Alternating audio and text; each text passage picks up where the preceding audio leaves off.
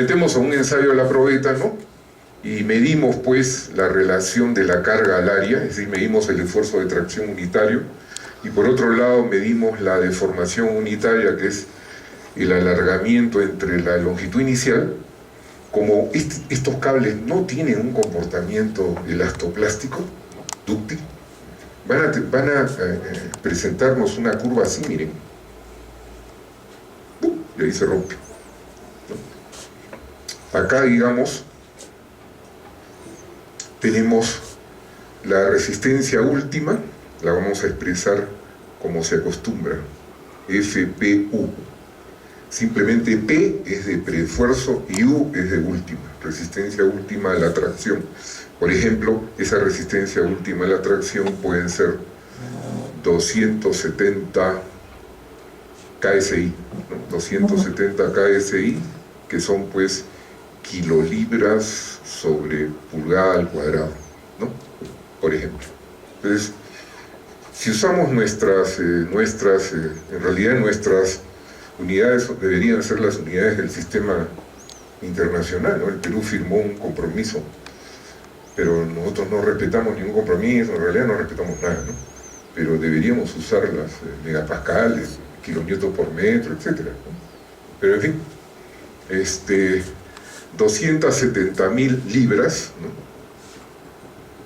270.000 libras o PSI, si multiplicamos esto por 0.07, miren, pasamos a 18.900 kilos sobre centímetro cuadrado, ¿no? O sea que el esfuerzo último a la tracción, el valor que necesitamos para el diseño de estos torones es 18.900 kilos sobre centímetro cuadrado. Ahora, si ponemos acá, ¿no? Justaponemos la curva de un ensayo de tracción normal de una varilla de construcción, cuando yo estaba en la universidad en el curso de física. Yo enseño muchos años en la Universidad Nacional de Ingeniería, pero yo soy oriundo de la Católica, ¿no? De la Pontificia Universidad Católica. Ahora estamos en problemas porque nos quieren quitar el nombre de la Pontificia, gracias a un grupo de intransigentes.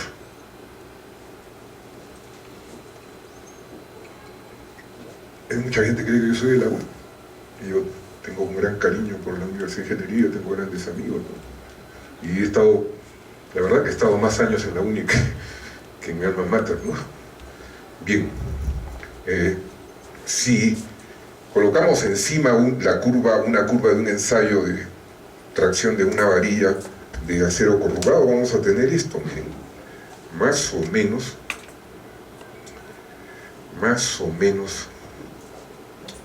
vamos a tener una cosa así, ¿no? La voy a cortar acá. Más o menos vamos a tener esto. Evidentemente, pues el fierro corrugado, digamos que este valor para trabajar en las mismas unidades corresponde a 60.000 libras, que multiplicado por 0.07 son los famosos 4.200, ¿no? ¿Ok? Entonces, las varillas de acero convencional corrugado sí exhiben una capacidad de deformación enorme, ¿no? Enorme realmente, ¿no?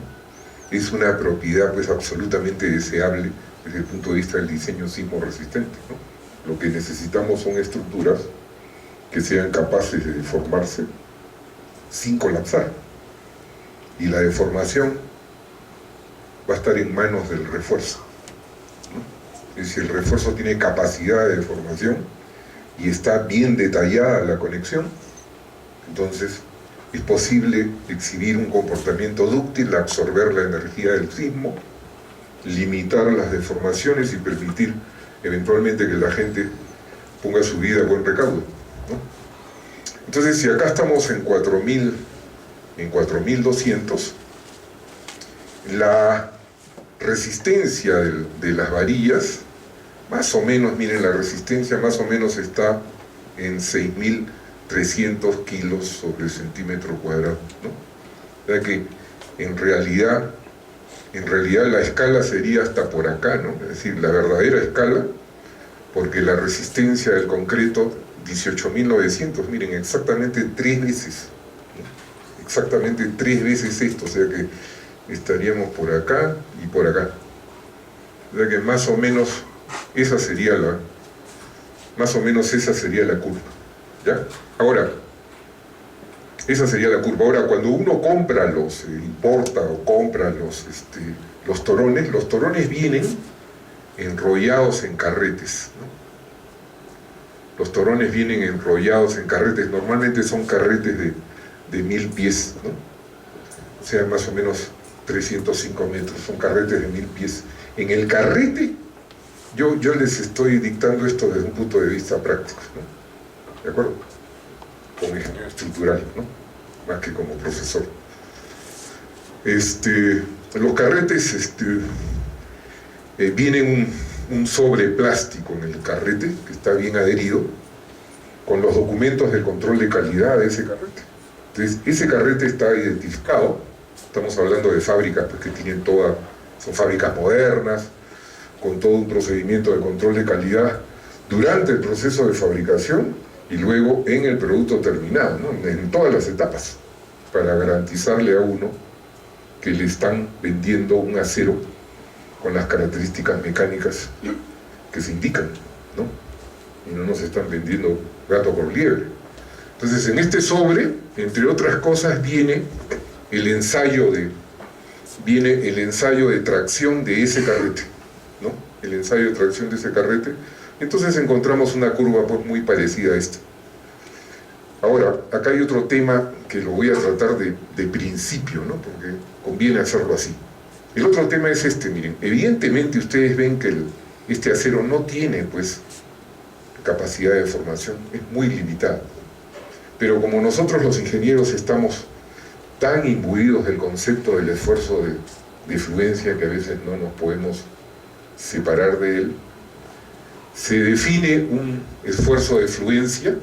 En realidad, como ven, ahí no hay ninguna fluencia, ¿no? Es un esfuerzo de fluencia aparente, ¿no? Entonces, ¿cómo lo calcula uno? Con los datos del sobre, uno toma acá una deformación del 1%, y entonces uno sube la vertical, intersecta la curva, y lee acá el valor. Y a ese valor arbitrariamente le llamamos FP nuevamente, Y, ¿no? FPY, o sea, el equivalente al FY acá, ¿no? Ustedes ven que no hay ningún comportamiento plástico, no, absolutamente, ¿no? Es una referencia. Miren, los torones A416 relevados de esfuerzos, y más aún, este es el primer tipo de refuerzos. El segundo tipo, ahora vamos a ver la especificación, nunca me acuerdo del número de la especificación, pero el número de la especificación corresponde a los mismos torones, pero ahora de baja relajación. Baja relajación, ¿no? Que son los que se están usando ahora en construcción, ¿no? O sea, se están usando torones, ¿no? Para preforzado de baja relajación. Uno prácticamente consigue la tonelada de esos torones al mismo precio que la tonelada del torón tradicional, digamos, ¿no? Entonces, a veces, por ignorancia, no lo usan, ¿no? Ok, ¿qué significa de baja relajación? Miren, la relajación es un fenómeno curioso que tiene el acero, bueno, no solo el acero, estamos hablando del acero, que tiene el acero, que se puede definir de la siguiente manera. Miren, si ustedes, este refuerzo, ¿no? Supongan que este es el torón, si este refuerzo lo tienen permanentemente sometido a esfuerzo, internamente se produce un fenómeno complicado que conocen los metalurgistas probablemente, ¿no? Yo no lo conozco, yo no soy metalurgista, y entonces se pierde esfuerzo, o sea, el acero pierde esfuerzo. Esta fue una de las razones, y voy a aprovechar para hacer pequeño paréntesis, ¿no? Esta fue una de las razones por las cuales el concreto preforzado, cuya idea ya se tenía hace mucho tiempo, se demoró en desarrollarse. Recién se empezó a desarrollar fines de los años 20, principios de los años 30, ¿no? Los franceses fueron prácticamente los padres del tema, el ingeniero Eugenio Freycinet, ¿no? Que tiene inclusive su apellido, es una patente de Postensado y de otros equipos para construcción pesada, grande, ¿no? ¿Qué era lo que pasaba? Miren, en la universidad podemos hacer el siguiente ensayo. Miren. En la universidad podemos vaciar una viguita, miren. Una viguita, digamos, una viguita pues que tenga unos 10 centímetros por unos 20 centímetros, ¿no? Por supuesto la viguita la tenemos apoyada, ¿no? Y aquí colocamos un fierro de construcción. Colocamos un fierro de construcción. Imaginemos pues un fierro de 5/8, entre comillas, ¿no? Pueden ser 2, 3, no interesa. El concepto es el que interesa, ¿no? Entonces, si ustedes se ingenian un poquito para colocar acá un dispositivo que permita tensar estas varillas, ¿no? Tensarlas antes de vaciar el concreto, ¿no? Es decir, por ejemplo, con unas tuercas empezamos a ajustar y empezamos a tensar las varillas.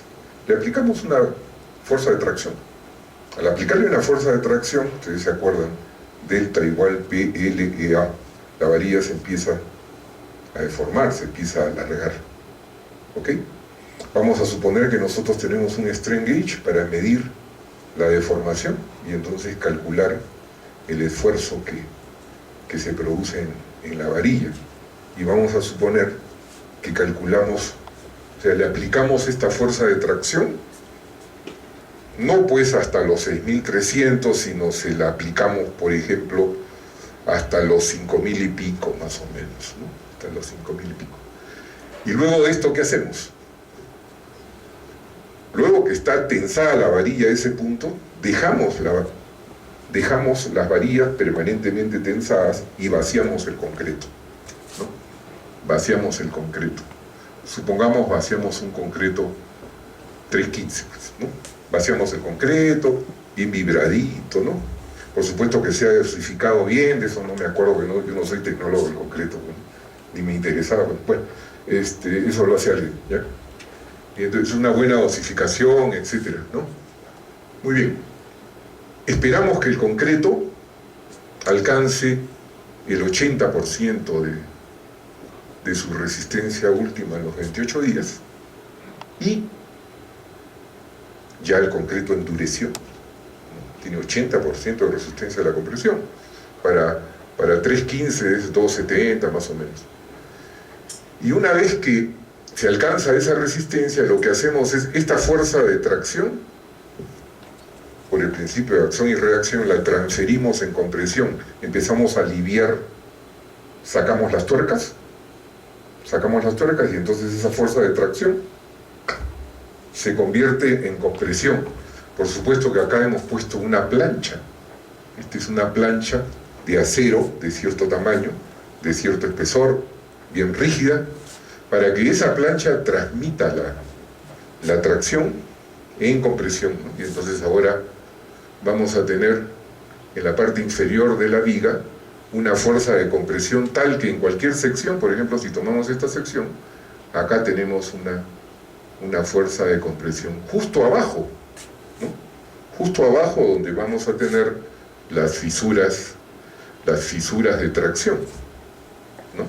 Es decir, lo que en buena cuenta hace el refuerzo es generar un esfuerzo de compresión en la zona donde lo necesitamos, porque debido pues a la acción de las cargas de gravedad, muertas o vivas, la viga se va a deflectar y entonces las tracciones van a aparecer en la fibra inferior. Como acá estamos aplicando compresión abajo, ¿no? Estamos matando esas tracciones. Supongamos que lo hacemos con una varilla de fierro corrugado, ¿no? Y para comprobar que funciona, le colocamos acá un determinado peso que hemos calculado. Pues todo esto se calcula, pues, ¿no? Si hubiera algo que no se calcula, entonces dejamos de llamarnos ingenieros, ¿no? Colocamos un determinado peso. ¿Qué es lo que va a pasar con esa varilla? Lo que va a pasar con esa varilla es que al principio va a soportar, la viga va a soportar ese peso que hemos calculado. Pero con el tiempo, ¿qué va a suceder? Con el preesfuerzo que le hemos dado a estas varillas corrugadas, con el tiempo lo que va a suceder es que se empieza a perder, se empieza a relajar el acero. Se empieza a relajar el acero y en consecuencia de acá empieza a bajar, bajar y baja hasta un valor tal que esta fuerza de compresión ya no puede anular los esfuerzos de tracción y la viga se fisura, ¿no? El ancho de la fisura se empieza a aumentar, el bloque de compresión arriba empieza a aumentar y falla y se viene abajo. Y lo que en un principio soportaba esa carga colapsa, ¿no? Por el problema de la relajación, ¿no? Esa pérdida de esfuerzo en el acero. Eso fue el causante que no se desarrollara esto a principios del siglo XX, ¿no? Y recién a fines de los años 20, antes de la Segunda Guerra Mundial, ¿no? En los años 30, la siderurgia fabricaron aceros con porcentajes de relajación menores, ¿no? Normalmente la relajación está en el orden de un 3%, ¿no? Y ahora con los aceros de baja relajación estamos en un 1, entre 1 y 2%, es un porcentaje muy pequeño, ¿no? Entonces, ese es el concepto. Este es el refuerzo, entonces, clásico, el refuerzo clásico de las vigas postensadas, ¿no? Que se usan en puentes. Ahora, en realidad los refuerzos son de 3 tipos, este es el más importante. También hay varillas de alta resistencia, ¿no? Varillas de alta resistencia no llegan a tener 270, pero llegan a tener 160, ¿no? Hay varios sistemas americanos, McCall, etcétera, ¿no? Y eventualmente alambres, ¿no? Eventualmente alambres. Lo que sucede es que hace 30 años, o sí, pues hace 40 años, hace 40 años había una serie de fabricantes, tanto de torones como de alambres, como de varillas, ¿no? Entonces, con el transcurso de los años, la industria y la tecnología en la construcción, los avances en el tema del diseño estructural, etc., han ido reduciendo el campo de aplicación de los otros refuerzos y prácticamente ahora hablamos de los torones, ¿no? Lo cual es bueno, ¿no? Porque se simplifica la gama y entonces es muy simple, pues, acordarnos de este tipo de refuerzo, ¿no? En la información que les he traído, acá hay bueno, todo está en inglés, pues, ¿no? En español no hay nada, pues, ¿no? Disculpen que yo les hable con tanta claridad, pero es así, ¿no? De todas maneras yo les hago esto en español, obviamente, ¿no? ¿Cómo funciona esta vaina? Ya. Bueno, entonces, en nuestra norma 060, que es nuestra norma de concreto, que dicho sea paso está excelentemente bien hecha, ¿no? El ingeniero Gianfranco Tassi, que prácticamente es el que la hizo con la ayuda de otros, la presentó inclusive en un congreso del ACI en Estados Unidos hace ya un tiempo, ¿no? Los gringos se quedaron impresionados, ¿no? Es una excelente norma que la hemos hecho en base al ACI 318, ¿no? Ahora ya saben ustedes que el ACI 318, que incluye concreto reforzado y concreto preforzado, ya está pues en la norma del 2011, ¿no? En la norma del 2011, y uno tiene que actualizarse. Bueno, algunos nos actualizamos. Entonces, como decía yo, los concretos que se usan en el concreto preforzado en general varían pues en resistencias que van de 28 a 56 megapascales, ¿no? 28 a 56 megapascales. Si queremos pasar, miren, megapascales a kilos sobre centímetro cuadrado, bien fácil, multiplicamos por 10.2, fácil, ¿no? Por 10.2. Por ahora nos olvidamos del punto 2 y en la cabeza entonces multiplicamos por 10, pues, ¿no? Entonces el rango de concretos es entre 280 y 560. Yo no llegué pues a 560 y 560, ¿no? Son los... en Estados Unidos es la resistencia que más se utiliza, y en nuestra realidad igual, ahora no tenemos que envidiarle, ¿no? Por otro lado, el módulo de elasticidad del concreto lo calculamos con esta expresión o con la expresión que está en nuestra norma, ¿no? Antes era 15.210 raíz de F'C, ahora creo que han redondeado a 15.000 nada más, ¿no? 15.000 F'C, ¿no? El módulo de ruptura, ¿qué cosa es el módulo de ruptura? El módulo de ruptura es el esfuerzo al cual una viga de concreto que está pues dimensionada, ¿no? Predimensionada, etcétera, se fisura por tracción. O sea, es el máximo esfuerzo de tracción debido a flexión que soporta el concreto simple, ¿no? Que soporta el concreto simple, ¿no? Entonces acá tenemos una expresión con F'C en megapascales para el peso normal, ¿no? Nosotros no tenemos desarrollado el concreto de peso liviano, que es muy importante, ¿no?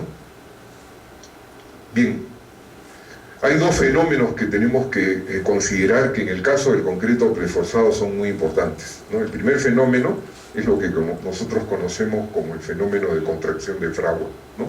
Todos sabemos que conforme el concreto fragua, va endureciéndose, se va acortando, estoy exagerando, ¿no? Se va acortando.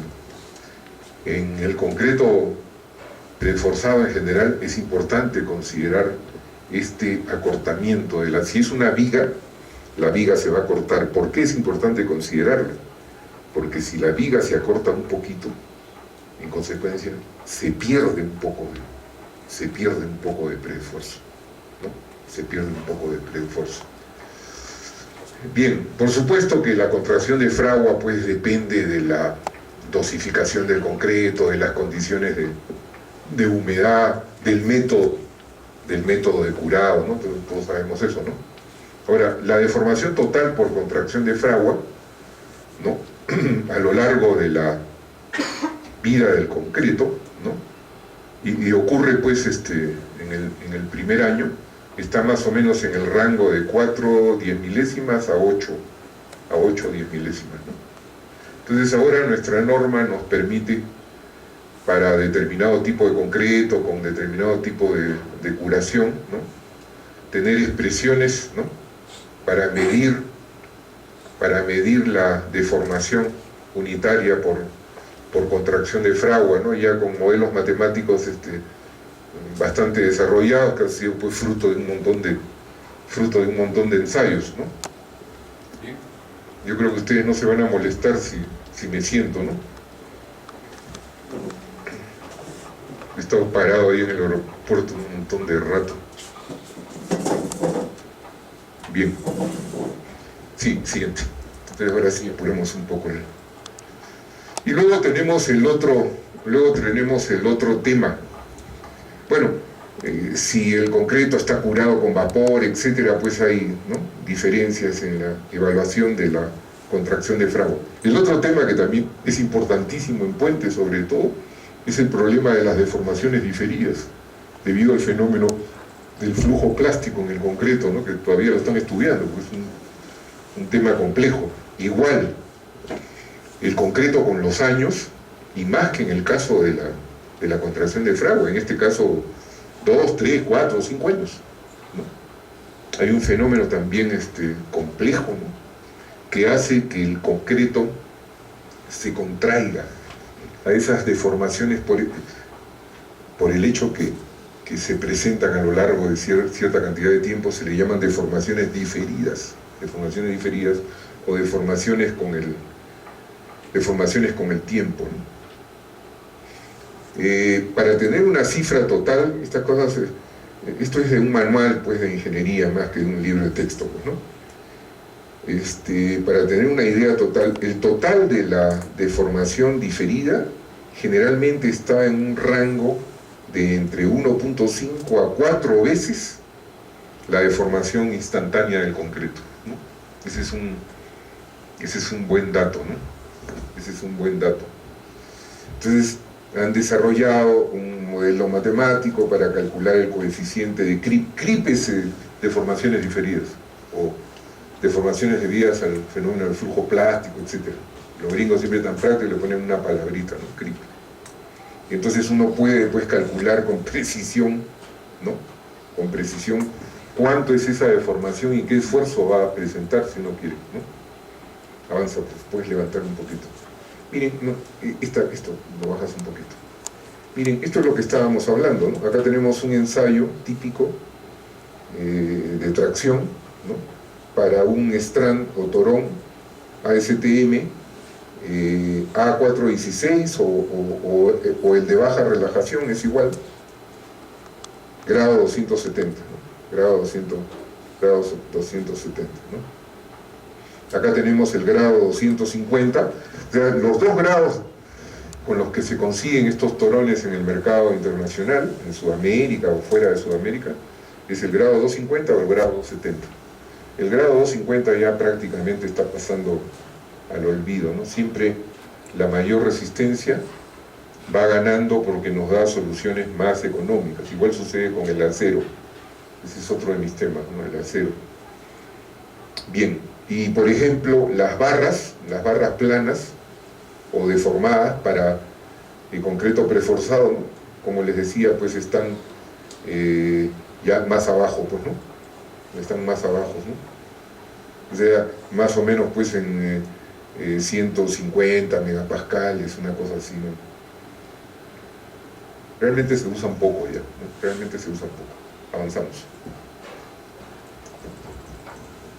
Bien, seguimos avanzando. Bueno, ahí nomás, para ver este cuadro de acá. ¿Cuáles son las propiedades de los strands, ¿no? Que son los que nos van a interesar, ni hablemos de las barras, ¿no? Material strand, grado, los dos grados, grado 250, KSI, kilolibras sobre pulgada cuadrada, o 1725 megapascales, y el grado 270, este es el más usado. El rango de diámetros, como ven acá, está entre 10.53 y en realidad se fabrican a partir de 3 octavos, ¿no? Que es 9.52 o 9.53, ¿no? La resistencia a la tracción en megapascales es esto, ¿no? ¿De acuerdo? Si ustedes multiplican esto por 10.21, creo que es, van a tener aproximadamente los 18.900, ¿no? Que estamos indicando acá, ¿no? Ahora, el esfuerzo de fluencia, aproximadamente, en el caso de estos torones, de los torones A416, el esfuerzo de fluencia se presenta al 80% del esfuerzo estable, ¿no? O sea, el esfuerzo de fluencia aparente, por ahora pensemos que está en el orden del 80% del esfuerzo último, perdón, el FPU. A diferencia de la otra especificación, aquí no aparece, ¿no? Simplemente son torones estándares y torones de baja relajación, ya en el argot de la construcción, ¿no? Los torones de baja relajación, como yo les decía, la resistencia, la fluencia o el esfuerzo de fluencia FPI está en el orden del 90%, ¿no? Como yo les indicaba acá, como yo estoy acostumbrado a esos torones, ¿no? De acuerdo, el módulo de elasticidad, casi 200.000 megapascales, ¿no? ¿De acuerdo? Entonces acá tenemos pues las curvas de esfuerzo de formación, ¿no? Modeladas, ¿no? Matemáticamente por los ensayos que se han hecho, etcétera, etcétera. El grado 250, el grado 270 y después la barra. Sigue avanzando. Sigue avanzando, por favor. Hay otro tema importante que es el tema de lo que se denomina el sellamiento de los ductos. Para eso primero entonces vamos a hablar del concepto de preesfuerzo en general. Miren, y acá quisiera ya contestarle de manera más seria y formar al ingeniero que me hizo una interesante pregunta, ¿no? ¿Por qué no hacer pretensado en obra? Avanza un poquito para ver este dibujito. Miren, este es un dibujito que corresponde a una fábrica, o sea, una planta de prefabricado, en este caso pretensado. En esa fábrica hay lo que se llaman pistas de pretensado. Las pistas de pretensado, el suelo se ha nivelado muy bien y se ha vaciado una losa de concreto muy bien nivelada, ¿no? Entonces, en este extremo hay un muerto de anclaje de concreto y unos dispositivos para colocar el cable y sujetar el cable firmemente en este extremo. Y en el otro extremo hay otro muerto de anclaje y acá hay unos gatos que actúan con una bomba hidráulica, son neumáticos, unos gatos o gatas si queremos, ¿no? Y en consecuencia, cuando el operario aumenta la presión en el émbolo, el gato empieza a traccionar, a jalar, a tensar el cable, ¿no? Entonces, en estas pistas de pretensado que, repito, se hacen en una planta, etc. Yo, en los años 70, trabajé un par de veces en Estados Unidos y una vez vi una planta de la General Dynamics, una planta de pretensado. ¿Saben qué longitud tenían las pistas? Medio kilómetro tenían las pistas, ¿no? Hacían pues barbaridades ahí los gringos. Medio kilómetro de largo tenían las pistas. Bueno,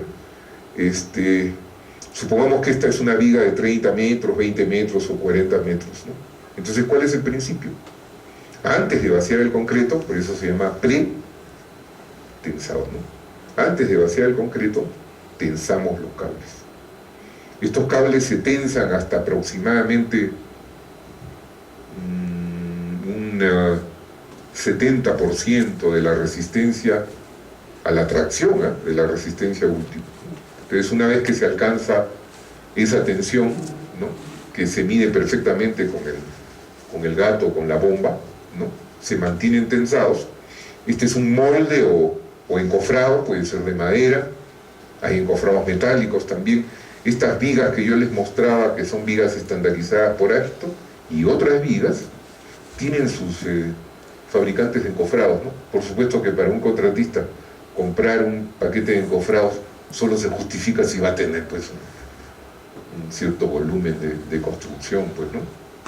Pero hay encofrados ya modulados para las vigas, ¿no? O se hace de madera. Entonces se vacía el concreto, se espera que el concreto alcance el 80%. En realidad se espera que el concreto alcance mínimo el 75% de su resistencia a la compresión, ¿no? Mínimo. Solemos trabajar ahora con 80%, ¿no? Siempre mejorando.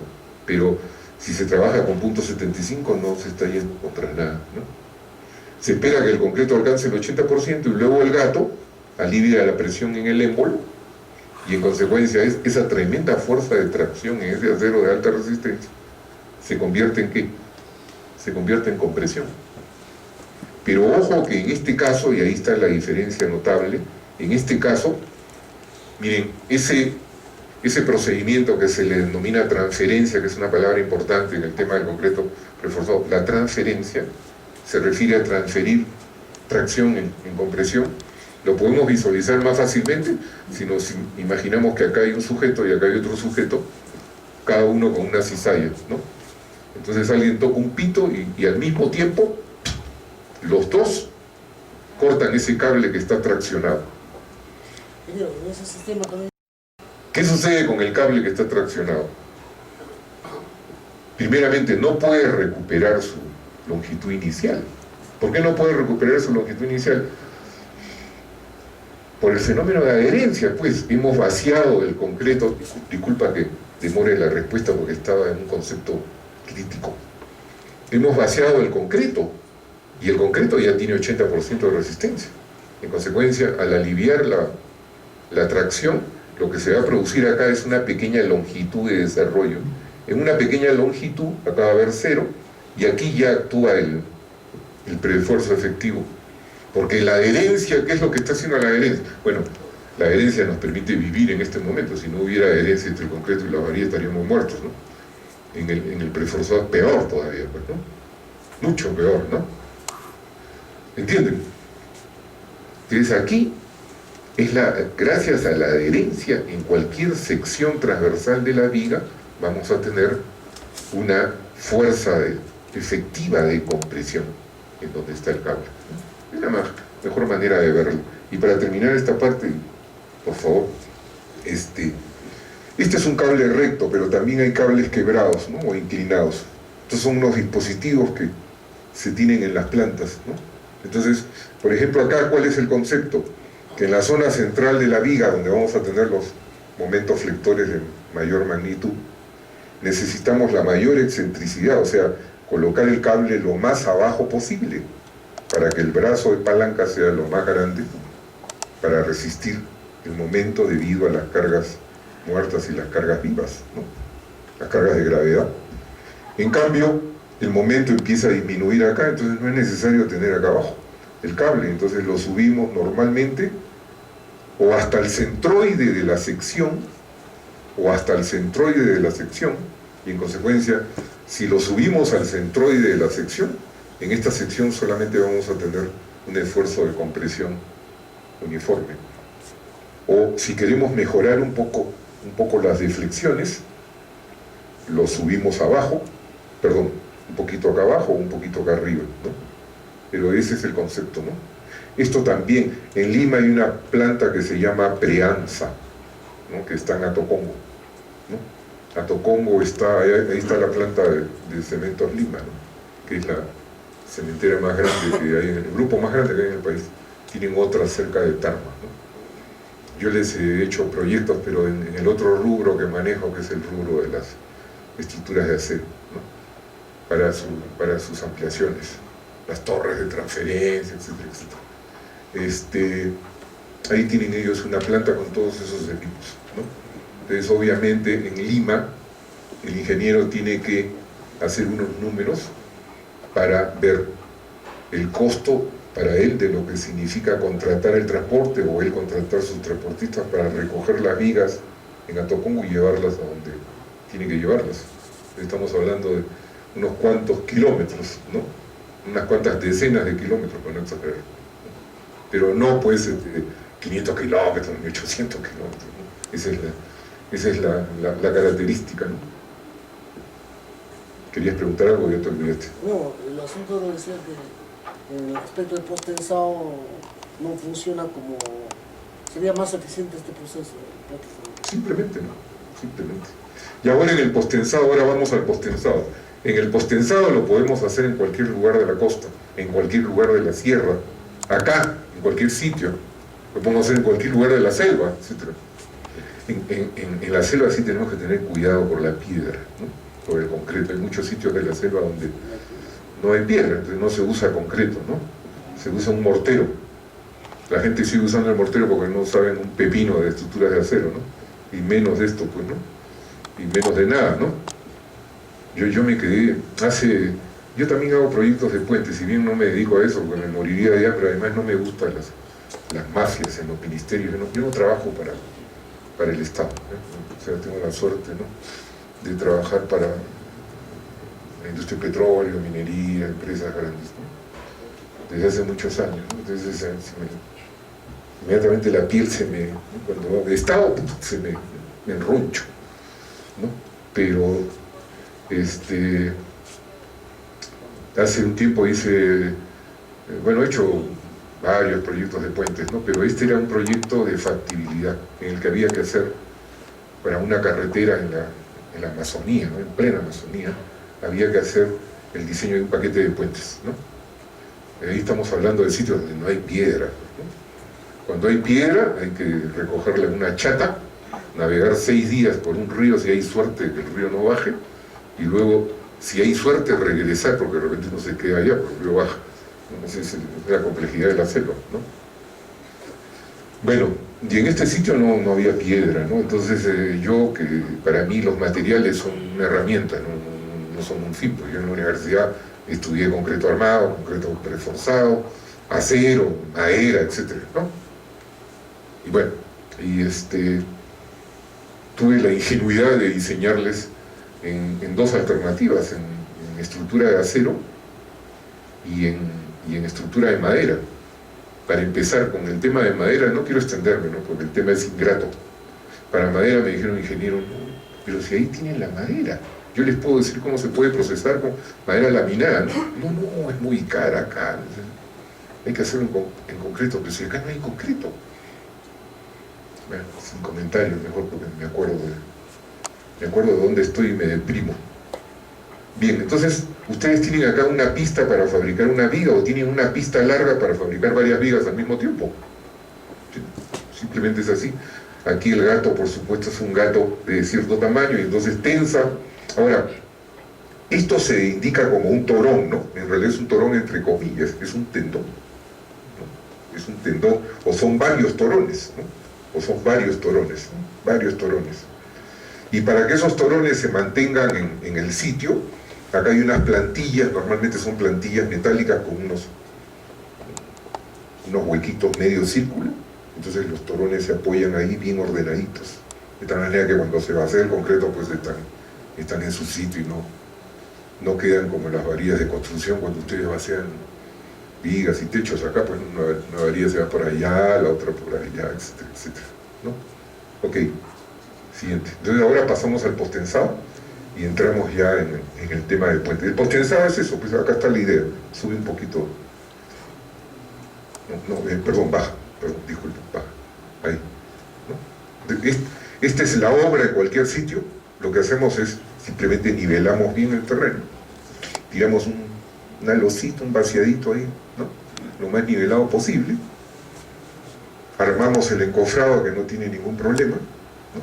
Y luego vienen los que ganaron el pequeño concurso que hicimos, o de repente le dimos la chapa a un amigo nuestro que está en el tema del postensado, y ellos hacen el trabajo, ¿no? Ellos vienen con unos tubos o ductos, ¿no? O vainas también se llaman, ¿no? Por supuesto acá no se indica el refuerzo no preforzado, pero normalmente se coloca pues un mínimo de varillas arriba y abajo, 2 varillas arriba, 2 varillas abajo. Solo son varillas para facilitar la construcción, ¿ya? No resisten nada. ¿Para qué? Para colgar y atortolar convenientemente los estribos, ¿no? Los estribos, que son el refuerzo transversal de estas vigas. Bien, y aprovechando esos estribos, entonces, el contratista coloca la vaina o ducto, normalmente con un perfil parabólico. Por supuesto que son parábolas, como ven ustedes acá, bien tendidas, ¿no? Bien tendidas. El peralte de la parábola es pequeño. Imagínense, pues, esto es una viga de 30 metros que tiene una altura de 1,50 metros, digamos, ¿no? Es 1,50 metros de 30 metros, la viga se ve sumamente esbelta, ¿no? Característica propia del concreto preforzado. Entonces, colocan el ducto. Ahora, el ducto, entre comillas, puede ser el ducto o pueden ser los ductos, ¿no? Pueden ser 2 ductos, 3 ductos. Pueden ser 2 ductos rectos, un ducto parabólico, etc. Aparecen una serie de variantes que son propias del diseñador estructural, es el que define eso, ¿no? Que es mi tema, ¿no? Es mi tema.